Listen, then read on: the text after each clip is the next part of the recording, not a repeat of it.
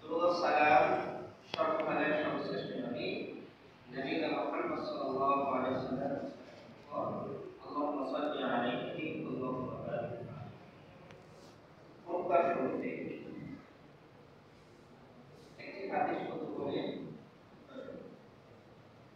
যখন খুতবা শুরু হয় তখন কোন ব্যক্তির কথাটা উচিত কথা ইশারা দিয়ে যদি কেউ কথা বলে যে চুপ, এটা পর্যন্ত কবিরা খেয়াল রাখবেন। ইশারা দিয়ে চুপ করো, এটা পর্যন্ত কবিরা। এমনকি খুতবা চলাকালীন অবস্থায় কথা থেকে নিয়ে যাবতীয় কাজকর্ম দুনিয়াবি বলে তার এই যে খুতবার জন্য এসেছে জুমার যে ফজিলত সওয়াব নেকি সব থেকে তাকে আল্লাহ কবুল বঞ্চিত করে দিবে।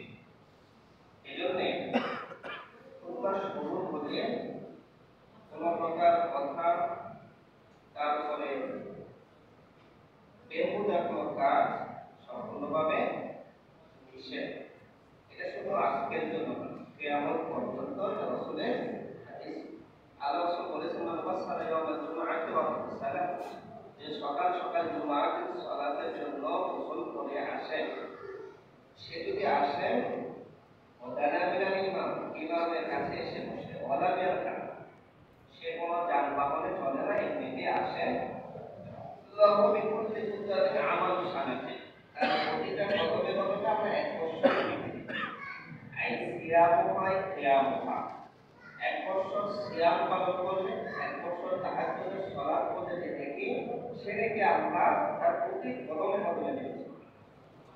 এইজন্য এখানে এসে যদি এখন কথা বলেন, এই যে সম্মান নেকি সব হারিয়ে যাবে, আমাদের কাছ থেকে হারিয়ে যাবে। এজন্য বিনীতভাবে অনুরোধ করবো, কারোর সাথে কোনো কথা চলবে না। তারপরে আসি ওয়ান্নাল মাসাজিদা লিল্লাহ, সুরাতের আয়াত আমরা বলেন মসজিদ আল্লাহর ঘর। এটা আপনার আমার বাপ দাদার কোনো সম্পদ না। মসজিদে আপনি এসে আপনার মত চিন্তাচুরি করে কথা বলার ক্ষমতা আপনাকে আমাকে আল্লাহ দেয় না। এটা আল্লাহর বিধান। আল্লাহর বিধানের মধ্যে আমি আপনি যেতে পারবো না। মসজিদের জন্য আদব আছে, আখলাক আছে। এই ঘরের সাথে যে সম্মান না করবে, আল্লাহ তার সাথে তাকে অপমানিত করবে। এই জন্য আল্লাহর ঘর মানে কি, যখনই রূপ তখনই নম্রতা, ভদ্রতা, সভ্যতা সব বজায় রাখবো। আপনার আমার যা প্রয়োজন বলবো মসজিদের বাহিরে। ওয়ান্নাল মাসাজিদা লিল্লাহ, আল্লাহ বলেন মসজিদ আল্লাহর ঘর, আর বাপ দাদার সম্পদ না। মসজিদে ঢুকে আপনাকে কথা বলবো দেখুন, এটা ইসলাম হারাম করেছে। মুসলিম না, আমি মুসলিম না। মুসলিম কি শুধু আব্দুল্লাহ আব্দুর রহমান? নাম আব্দুল্লাহ আব্দুর রহমান রেখে মুসলিম হওয়া যায় নাকি? আল্লাহর ঘর সম্মান করা মানে আল্লাহকে সম্মান করা, আল্লাহর ঘর অপমান করা মানে আল্লাহকে অপমান করা। এই জন্য আল্লাহর ঘর মানে আপনাকে মনে রাখতে হবে যে এটা আমার আপনার কথা না, আমি বলতেছি না, এটা আমার কথা, এটা সব আল্লাহর কথা। ওয়ান্নাল মাসাজিদা লিল্লাহ, মসজিদ আল্লাহর ঘর। আপনি আমার কথা না, আমি কোরআনের আয়াতের অনুবাদ করে দিলাম আপনাকে। রাগ করলে আপনাকে আল্লাহর সাথে করতে হবে, আর আপনি আমি আল্লাহর সাথে রাগ করবো নাকি? মসজিদে আসি আমরা আদব জানি না, কায়দা জানি না। অবশ্যই হচ্ছে যে আমাদের আদব কায়দা জানতে হবে, না হলে আল্লাহর ঘরে আসবো নেকি পাবো না। এটা আমি আসার পরে মুয়াজ্জিন সাহেব বলল, ওই মসজিদে এই সমাজে 3 থেকে 4 জন মানুষ মারা গিয়েছে। আপনি আমি মারা যাব না? এই সমাজের আমি আপনি মারা যাব না? অবশ্যই তো মারা যাব। কার কাছে যাব? আল্লাহর কাছেই তো যাব। আল্লাহর ঘরে যদি আমার আপনার বেয়াদবি চলে, আল্লাহ আমাকে ছাড় দিবে? দিবে না। তবে সাবধান, আপনি আপনার মন্তব্য যা থাকে থাকবে, কিন্তু সাবধান। ইসলামের বিধানের মধ্যে মসজিদ দেখবো আপনাদের প্রতিবাসে অনুরোধ করবো যে আগামী শুক্রবার যেন মসজিদের আদব নিয়ে আলোচনা করবো। মন দেখবেন শীতল হয়ে যাবে। মসজিদ মানে কি সাধারণ কথা নাকি? 1 বছর সিয়াম পালন করলে, 1 বছর তাহাজ্জুদ সালাত, তাহলে একদিনে তো তাহাজ্জুদ সালাত করতে পারবে বছরে। সে জায়গাতে 1 বছর তাহাজ্জুদ সালাত করলে যে নেকি, সেই নেকি আল্লাহ দেয় কোথায় জানেন? এই মসজিদে আসলে। সুবহানাল্লাহ, আল্লাহর ঘর সম্মানিত জায়গা।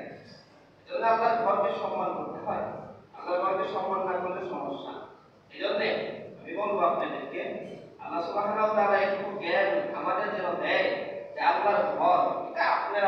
মসজিদ না, সব জায়গায় এমন হয় শুধু ইসলামিক জ্ঞান না থাকার কারণে। ইসলামের জ্ঞান না থাকার কারণে, কোরআনের হাদিস থাকার কারণে আমি যদি এখন এখানে দাঁড়িয়ে বলতাম, যখন আপনার কথা হয়, আমি যদি এখানে দাঁড়িয়ে চিল্লাচিল্লি করতাম, তারপর করতে পারবো না। কেন? আল্লাহ নিষেধ, আল্লাহ আমাকে নিষেধ করেছে, আল্লাহ রাসূল নিষেধ করেছে। এই জন্য আল্লাহর ভয়। আপনি আমার ভাই, দেখি ভাই মুসলিম ভাই, আপনার সাথে আমার কোনো শত্রুতা নেই, আমার সাথে আপনার শত্রুতা নেই। আপনি একটা কাজ করে যদি জাহান্নামে যান, আমি আপনাকে সেখান থেকে বিরত রাখা, যদি আমি জানি এটা আমার দায়িত্ব, কর্তব্য। এই জন্য আল্লাহ সুবহানাহু ওয়া তাআলার দল আমরা সম্মান করবো ইনশাআল্লাহ। সবাই মুসলিম কিন্তু যাই হোক, আলোচনা সংক্ষিপ্তভাবে আল্লাহ সুবহানাহু ওয়া তাআলা কোরআনুল কারীমে বলেন, ফালাইয়া আমাল মিসকালা যারাতিন খায়রান ইয়ারা। তুমি দুনিয়াতে বিন্দু পরিমাণ যদি নেকির কাজ করো, সেটা আল্লাহ তোমাকে কিয়ামতের দিন দেখাবে। পরকালে যদি তুমি যারা পরিমাণ গুনার কাজ করো, সেটা আল্লাহ তোমাকে দেখাবে। এই দুনিয়াতে আল্লাহ দেখাবে, পরকালে আল্লাহ সুবহানাহু ওয়া তাআলা দেখাবে। অতএব পাপ আর নেকি দুইটাই আল্লাহ সুবহানাহু ওয়া তাআলা আমার আপনার লিপিবদ্ধ করে রাখেন। এজন্য পাপ নিয়ে কিছু কথা বলবো শুরু। আসলে পাপ জিনিসটা কি? পাপ হলো আল মা'সিয়াতু বিয়া মুখালিফাতুন আমরিশ শাই। শরীয়তের যে বিধান দিয়েছে তার বিরোধিতা করাই হলো পাপ। শরীয়ত আপনাকে যা দিয়েছে, মনে রাখবেন, শরীয়ত ইসলাম যা দিয়েছে, যে আদেশ দিয়েছে, হুকুম দিয়েছে, আহকাম দিয়েছে, তার বিপরীতে কোনো কাজ করাই হলো পাপ। ইসলাম বলেছে আপনাকে আমাকে, এটা আমি আমার মন করা চললাম, আমি আমার মন করা একটা চাইলাম, বললাম না। ইসলাম যা বলেছে সেটা হলো সওয়াব, আর ইসলামের বিপরীত দিয়ে কাজ করার নাম হলো পাপ। পাপটাকে দুই ভাগে ভাগ করা হয়, ছোট পাপ, বড় পাপ। ছোট পাপ, বড় পাপ। ছোট পাপ যেটা আল্লাহ এমনিতেই ক্ষমা করে দেন, আর বড় পাপ যেটা আল্লাহ সুবহানাহু ওয়া তাআলা ক্ষমা করেন না তওবা ছাড়া। আল্লাহর কাছে যদি অনুতপ্ত হয়, আল্লাহ আমি ভুল করেছি, বুঝতে পারিনি, আমাকে মাফ করে দেন, আমি এই পাপটা করে ফেলেছি, ভুল করেছি, আল্লাহ আমাকে মাফ করে দেন। অনুতপ্ত হয়ে আল্লাহর কাছে তওবা করলে, ক্ষমা চাইলে, তখন আল্লাহ কবিরা গুনাহকে আল্লাহ ক্ষমা করে দেন। অন্যথায় আল্লাহ সুবহানাহু ওয়া তাআলা ক্ষমা করেন। দেখেন, পাপটা আপনি ক্ষমা করেন। শরীরে যখন বিষ প্রবেশ করে, শরীরে বিষ প্রবেশ করলে আস্তে আস্তে শরীরটা অচেতন হয়ে যায়, শক্তি হারিয়ে ফেলে। ঠিক পাপ জিনিসটা এমন, পাপ করতে করতে একদিন তার দেহটা এমন হয়ে যাবে যে আল্লাহ রাসূল বলেছে, শোনো, ইন্না ফিল জাসাদি মুদগা, তোমার শরীরের ভিতরে একটা রক্তের টুকরো রয়েছে, তাই সলাহ সলাহাল জাসাদ কুল্লু। রক্তের টুকরাটা যদি তুমি ভালো রাখো, তাহলে সে ভালো মন্দ বুঝবে, কোথায় কি করতে হয়, কি করতে হয়, কিভাবে ইবাদত করতে হয়, তখন বুঝবে। ওয়াইন ফাসাদাত ফাসাদাত কুল্লু, ভিতরের হৃদয়টা যদি নষ্ট করে ফেলো কল, তাহলে সে ভালো কি মন্দ কি কোথায় কি করতে হবে তার স্মৃতিশক্তি আল্লাহ বিরক্ত করে দেবে, মানে তার জ্ঞান হারিয়ে ফেলবে। আলা ওয়া হিয়াল কল, আল্লাহ বলছে জানো, সেটাকে বলে হৃদয়, মানুষের কল, অন্তর। সেটা যদি নষ্ট করে ফেলো, তাহলে তুমি বুঝবা না, তোমার শরীর ভালো কাজ করবে না, তোমার হাত পা ভালো দিকে তোমাকে নিয়ে যাবে না। আর হৃদয় কল তুমি যদি পাপ থেকে মুক্ত রাখতে পারো, তাহলে তোমাকে দিক নির্দেশনা দেবে, ভালো দিক নির্দেশনা দেবে। অন্যথায় তোমার জন্য লাঞ্ছিত, লাঞ্ছনা ডেকে আসবে। আদম আলাইহিস সালাম আল্লাহ কি বললেন? জান্নাতে থাকো, জান্নাতে থাকো, তুমি তোমার স্ত্রী জান্নাতে থাকো। জান্নাতে থাকার জন্য বলবো, আল্লাহ ওয়ালা তাকরাবা হাযিহি শাজারাতা, এই গাছের কাছে যাবা না। আল্লাহ নির্দেশ, আল্লাহর অনুমতি, যাবে না এই গাছের কাছে। আদম আর হাওয়া কি করলো? আল্লাহর নির্দেশ মানল না। আল্লাহর নির্দেশ বড় নির্দেশ, আমি আল্লাহর নির্দেশকে উপেক্ষা করে চলবো, এত ক্ষমতা আমার, এত শক্তি পাওয়ার হয়ে গেছে না। আদমকে আল্লাহ বলতেছেন এই গাছের কাছে যাবা না। যখনই গাছের কাছে চলে গেল, সাথে সাথে আল্লাহ জান্নাত থেকে বের করে দিলেন, দুনিয়াতে পাঠিয়ে দিলেন। দেখেন, ওই যে বলেছিলাম পাপ করার পরে যদি আল্লাহর কাছে আবার ফিরে আসা, আল্লাহ মাফ করে দেয়। আদম যখনই বুঝতে পারলেন আমি ভুল করে ফেলেছি, সাথে সাথে বললেন রব্বানা ওয়া যালামনা আনফুসানা ওয়া ইল্লাম তাগফির লানা ওয়া তারহামনা লানাকুনান্না মিনাল খাসিরিন। সাথে সাথে বললেন আল্লাহ আমি তো পাপ করে ফেলেছি, ভুল করে ফেলেছি, বুঝতে পারি নাই, শয়তান এসেছিল আমার কাছে, এসে ধোঁকা দিয়েছি, আল্লাহ আমি ভুল করে ফেলেছি, আমাকে মাফ করে, আল্লাহ মাফ করে দিলেন। এটা আদম আলাইহিস সালাম আল্লাহ জান্নাত থেকে কেন বের করলেন? পাপ করেছি, পাপ করেছে বিধায় আল্লাহ জান্নাত থেকে বের করে দিলেন। পাপটা কি? আল্লাহর আদেশ তিনি মানে নাই। এমনই ভাবে আদম থেকে নিয়ে দেখেন নূহ আলাইহিস সালামের জাতি পাপ করেছে, শুআয়ব আলাইহিস সালামের জাতি পাপ করেছে, লূত আলাইহিস সালামের জাতি পাপ করেছে। পাপ করার ফলে কি হয়েছে? লূত আলাইহিস সালামের জাতিকে আল্লাহ উপর থেকে নিয়ে একেবারে নিচে ফেলে দিয়েছে। লূত আলাইহিস সালামের জাতিকে আল্লাহ ফেলে দিয়েছে, যাকে ভয়ঙ্কর শাস্তি বলা হয়। শুআয়ব আলাইহিস সালামের জাতি, সালেহ আলাইহিস সালামের জাতি, সব জাতিদের কাছে যারা এই পাপ করেছে আল্লাহ তাদেরকে ধ্বংস করেছে।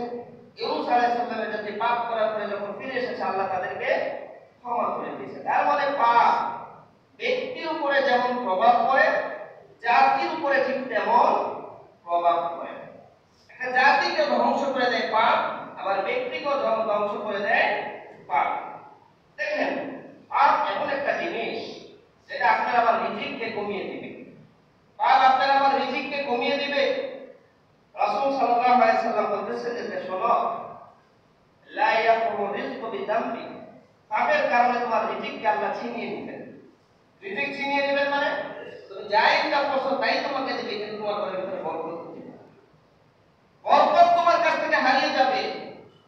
তুমি 50,000 টাকা ইনকাম করে 50,000 টাকা ইনকাম করে যেভাবে এক সংসার চালাও, আরেক ব্যক্তি 50,000 টাকা ইনকাম করে এমন দুইটা সংসার চালায়, তারপরও তার টাকা পড়ে না, আর তুমি একটা সংসারই চালাতে পারে। পাপের কারণে তার কাছ থেকে আল্লাহ বরকতগুলি কি করে ছিনিয়ে নিয়ে যায়। অনুরূপভাবে আলী রাদিয়াল্লাহু তাআলা বলতেছে, ইযা কুনতা ফি নি'মাতিন ফাআরহা, যখন তোমার কাছে কোনো নিয়ামত আসবে আল্লাহ, তুমি কি করো সেটাকে ধরে রাখো। ফাইনাল মা'সিয়াতা, শোনো পাপ সেটা তোমার নিয়ামতকে ছিনিয়ে নিয়ে যাবে। দাম্ভিকতার অহংকারমূলক কথা আল্লাহর কাছে পছন্দ না। আল্লাহ সুবহানাহু ওয়া তাআলা আপনাকে আমাকে ভালোবাসেন। পাপ যখন আপনি করি, আল্লাহর দেওয়া রিজিক আল্লাহ আপনাকে আমাকে দেন ঠিকই, তবে আল্লাহ বরকত ছিনিয়ে নেন। বলেন তো এই পৃথিবীতে কাদেরকে একজন আর দুইজন, লক্ষ লক্ষ ইহুদি খ্রিস্টান নাসারা বৌদ্ধ, তারা কি জীবিকা খেয়ে যাচ্ছে না? তাদেরকে রিজিক আল্লাহ দিচ্ছে না? রিজিক আল্লাহ দিয়েছে।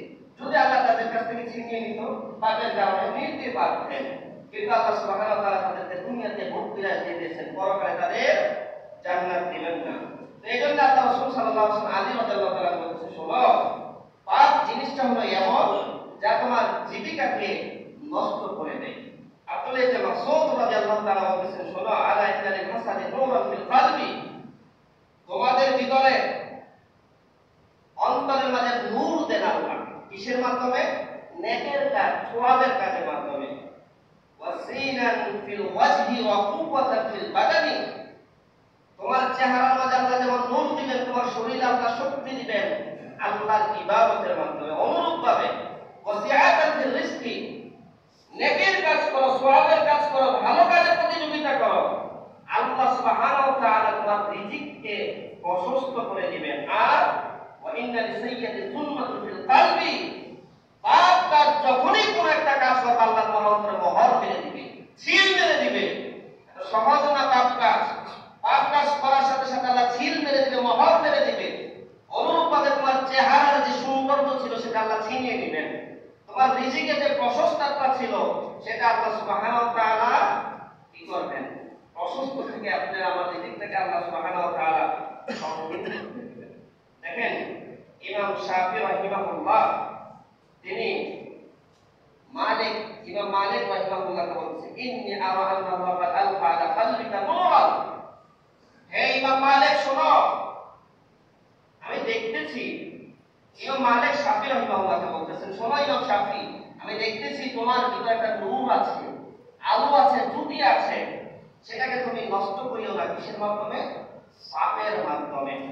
ইমাম শাফি রাহিমাহুল্লাহ আবার তার উস্তাদকে বলতেছে, শাকাউতু ইলা ওয়াকিস ওয়া হিফজি, হে আমার উস্তাদ, আমি তো, আমাকে আপনি একটা পথ দেখান, আপনার কাছে আমি অভিযোগ নিয়ে এসেছি। কি অভিযোগ? আমার অভিযোগটা হলো যে আমি দিনের দিনে যে পড়ালেখা করি হিফজ সেটা ভুলে যাই, এই জন্য আমাকে আপনি দিক নির্দেশনা দেন। তখন দেখেন ওনার উস্তাদ ওয়াকি বলতেছে, ফাআরশাদানি ইলা তারকিল মাআসি, ইমাম শাফিকে বলতেছে, ইমাম শাফি শোনো, তুমি পাপ কাজ ছেড়ে দাও। ইমাম শাফিকে বলতেছে, ইমাম শাফি শোনো, তুমি পাপ কাজ ছেড়ে দাও, আল্লাহ তোমার নূর ফিরিয়ে দিবে। ইমাম শাফিটা কি জানেন? ইমাম শাফি রাহিমাহুল্লাহ 10 বছর বয়সে কোরআন হিফজ করেছেন। ইমাম শাফি সম্পর্কে বলা হয় তিনি যখন কোরআন তেলাওয়াত করতেন এক হাত দিয়ে 2 পৃষ্ঠা ধরে রাখতেন, অপর দিক থেকে অন্য পৃষ্ঠা পড়তেন। কেন? ওই দৃষ্টি যদি ওই চোখে যেত তাহলে ওই পাতা পর্যন্ত তার মুখস্থ হয়ে যেত। সুবহানাল্লাহ। সেই ব্যক্তিকে ওয়াকি বলতেছেন তার উস্তাদ, পাপ কাজ ছেড়ে দাও, তাহলে তোমার ভিতরে আল্লাহর ইলম আসবে না, নূর আসবে না, তুমি বুঝবে না। নূর, আল্লাহর নূর সবাইকে আল্লাহ দেয় না, আল্লাহর নূর তোমাকে আল্লাহ দিলে তবে তুমি কি কাজ করো? পাপ কাজ ছেড়ে দাও। ইমাম শাফি রাহিমাহুল্লাহ চিন্তা করলেন, গবেষণা করলেন যে কোথায় কি পাপ করি। তারপরে তিনি পাপ কাজের জন্য গবেষণা করতে করতে তিনি খুঁজে পেলেন যে এমন যে উনি চিন্তা করলেন অনেক কাজ করি, দেখি তো পাপ কি। হঠাৎ করে ওনার মনে হলো রাস্তা দিয়ে হেঁটে যাচ্ছিলেন, হেঁটে যখন যাচ্ছিলেন তখন তিনি একটা মহিলার পা দেখেছিলেন। সে থেকে ওনার চিন্তা যে আমি এই যে মহিলার পা দেখেছি, এই জন্য আল্লাহ হয়তো আমার কাছ থেকে তার ইলম কোরআন আমার কাছ থেকে আল্লাহ ছিনিয়ে নিয়েছেন। সুবহানাল্লাহ, কি চিন্তা ছিল তাদের! হ্যাঁ, পাপের বিষয়ে কত চিন্তা ছিল।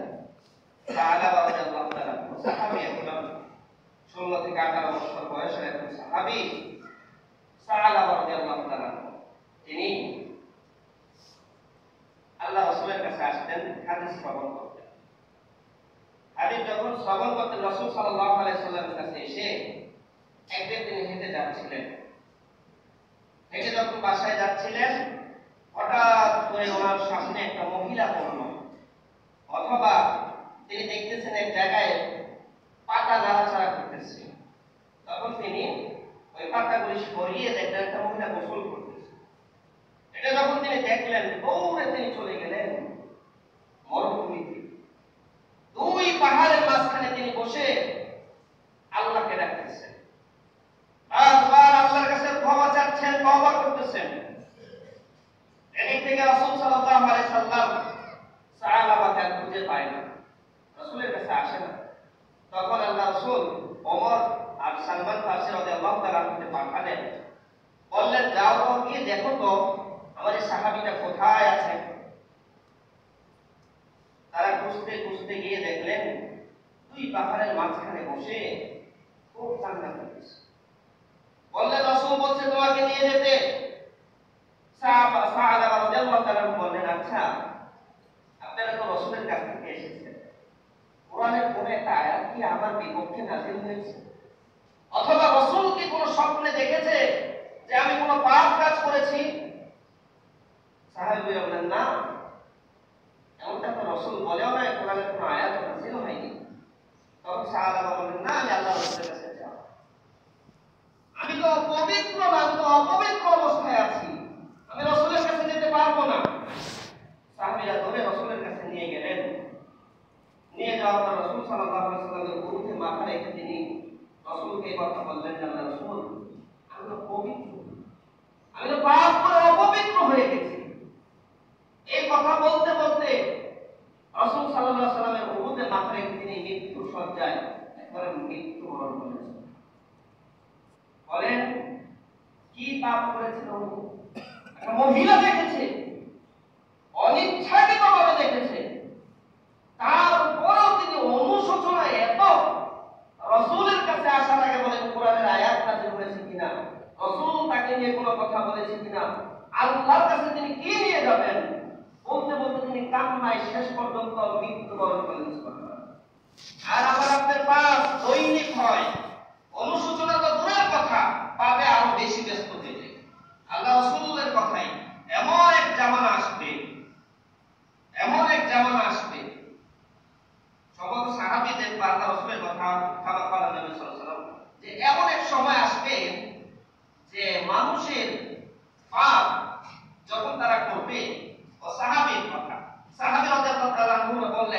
যে আমরা যখন পাপ করতাম তখন মনে করতাম আমাদের উপরে পাহাড় ভেঙে পড়বে, পাপ করার পরে পাহাড় ভেঙে পড়বে এই ভয়ে থাকতাম।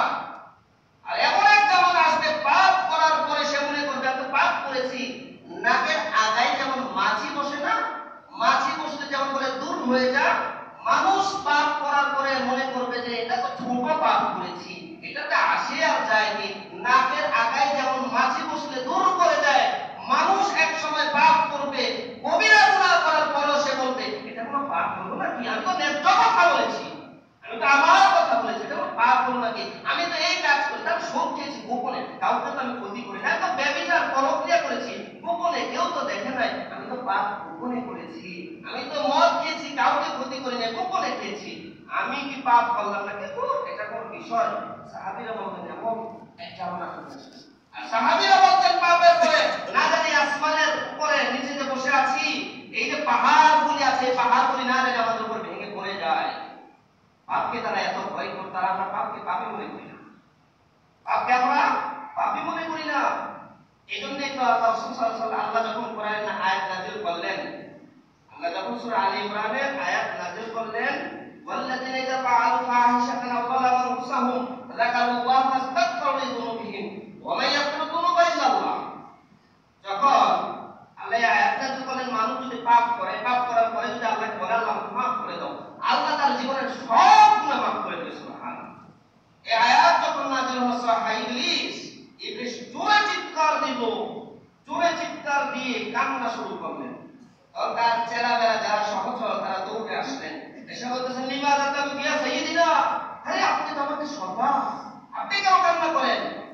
তখন বলতেছে শোনো, আমি আদমকে আমি 70 বছর 80 বছর জীবিত থাকলে 70 বছর তাকে পাপের জগতে আমি নিয়ে যাব, 70 বছর তাকে দিয়ে আমি পাপ করাবো, শেষ পর্যন্ত সে যদি একবার বলে যে আল্লাহ আমাকে মাফ করে দেন, দেখো আল্লাহ কোরআনে আয়াত নাযিল করেছে ইন্নাল্লাহা ইয়াগফিরু যুনুবা জামিআ, আল্লাহ তার জীবনের সব গুনাহ বলে মাফ করে দিবে। এজন্য আমি ইবলিস কান্না করতেছি এত বছর, আমি তাকে পথভ্রষ্ট করে আমার লাভটা কি? তখন তার সহচর যারা বললেন লা তাবকি ইয়া সাইয়্যিদিনা, সর্দার কান্না করেন না, আরে বানি আদম পাপ করার পরে যে তার ভিতরে অনুশোচনা হবে, আল্লাহর কাছে তওবা করবে, এই রাস্তা পর্যন্ত আমরা বন্ধ করে দিই। এখন তো তাই হয়েছে, তাই আমি আজকে পাপ করার পরে কয়বার বলি আল্লাহর কাছে, কয়বার আল্লাহর কাছে কান্না করে বলি। রাসূল পাপ না করার পরে দৈনিক 70 থেকে 100 বার আল্লাহর কাছে বলতেন আল্লাহ আমাকে মাফ, আল্লাহ আমাকে মাফ করে দেন।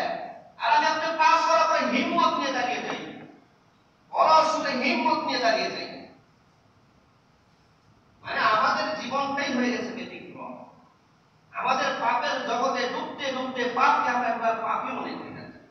মানে পাপ যে একটা জিনিস, আল্লাহর সামনে দাঁড়াতে হবে, মনে রাখবেন আল্লাহ বিন্দু পরিমাণ ছাড় দিবেন আপনাকে আমাকে, বিন্দু পরিমাণ ছাড় দিবেন, সরিষা দানা পরিমাণ ছাড় দিবেন আল্লাহ আপনাকে আমাকে।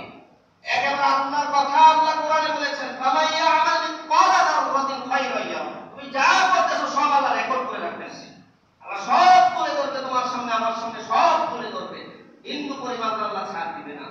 ওই আল্লাহর কাছে যখন চলে যাব, আল্লাহর কাছে চলে যাওয়ার পরে আপনার আমার আর কোনো ওই মাধ্যম থাকবে না যে অমুক এসে আমাকে বা অমুক এসে আমাকে সুপারিশ করবে, ওই মাধ্যম থাকবে না।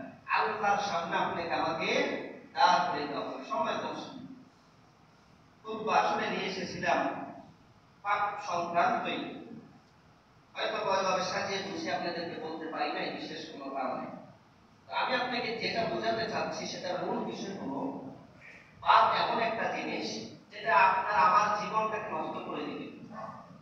পাপের পরে যদি আপনার আমার ভিতরে, পাপের পরেও যদি আপনার আমার ভিতরে এইটুকু অনুশোচনা জাগ্রত না হয় যে পাপ করেছি, তাহলে মনে রাখবেন আসলে আপনি আমি আর মানুষের কাতারে নেই।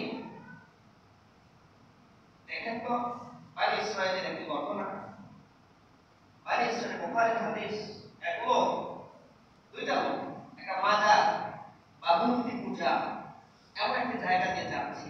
সেই গোত্রের লোকেরা বললো, কখন করতে বললো, শোনো এখানে কিছু দান করে দাও, মূর্তির নামে কিছু দান করে দাও। সে বললো না না না আমি এখানে দান করতে পারবো না। না, সে বললো আমার কাছে কিছুই নেই। তখন তাহলে একটা মাছি দাও, এটা মেরে এখানে দিয়ে দাও। সে ব্যক্তি মাছিটা মেরে এখানে দিয়ে গেল, সে চলে গেল।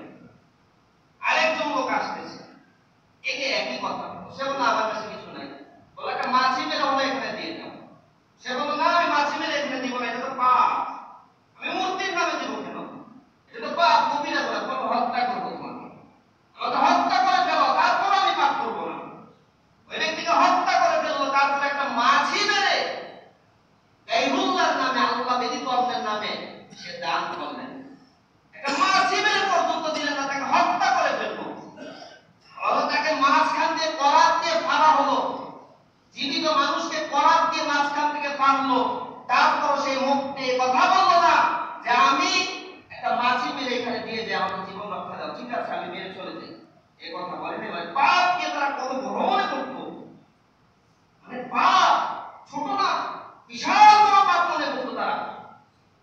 আল্লাহ রাসূল সাল্লাল্লাহু আলাইহি সাল্লামের কাছে এক মহিলা আসলেন। মহিলা এসে আল্লাহ রাসূলকে বললেন, আল্লাহ রাসূল আমাকে পবিত্র করেন, আমি ব্যভিচার করেছি, আমার গর্ভে সন্তান চলে এসেছে। আল্লাহ রাসূল সাল্লাল্লাহু আলাইহি সাল্লাম তাকে পাঠিয়ে দিলেন। রাসূল সাল্লাল্লাহু আলাইহি সাল্লাম বললেন, যাও তোমার সন্তান যখন আসবে তখন তুমি আবার আমার কাছে এসো।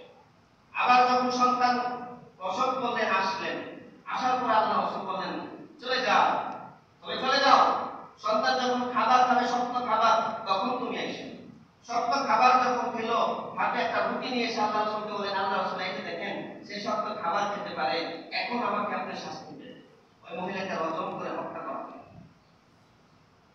এই মহিলা আল্লাহ রাসূল পাঠিয়ে দিলেন, সে প্রার্থনা যে আল্লাহ রাসূলের কাছে দ্বিতীয়বার না আসতে, দ্বিতীয়বার পাঠিয়ে দিলেন। তৃতীয়বারও তো তিনি পারতেন যে রাসূলের কাছে না যেতে, জানেই তো তাকে মেরে ফেলবে।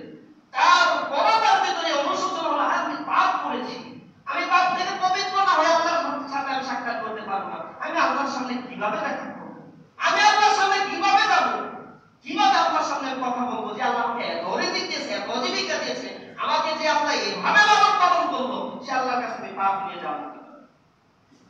ওই মহিলাকে রজম করে ফেলা হলো, মেরে ফেলা হলো।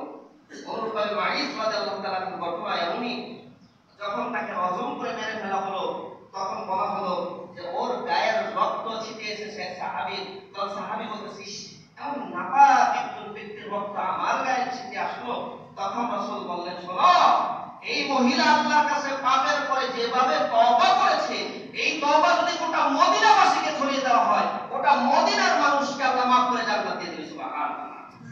এই পাপ করার পরে অনুশোচনা হয়েছে, পাপের পরে।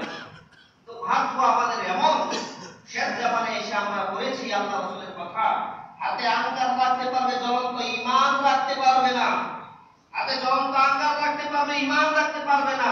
সূরা ইউসুফের 112 নং 106 নং আয়াত 12 নং আয়াত আল্লাহ বলছেন, শোনো, কত মানুষ দেখবা মুখে ঈমান এনেছে, বাস্তবে তারা মুশরিক।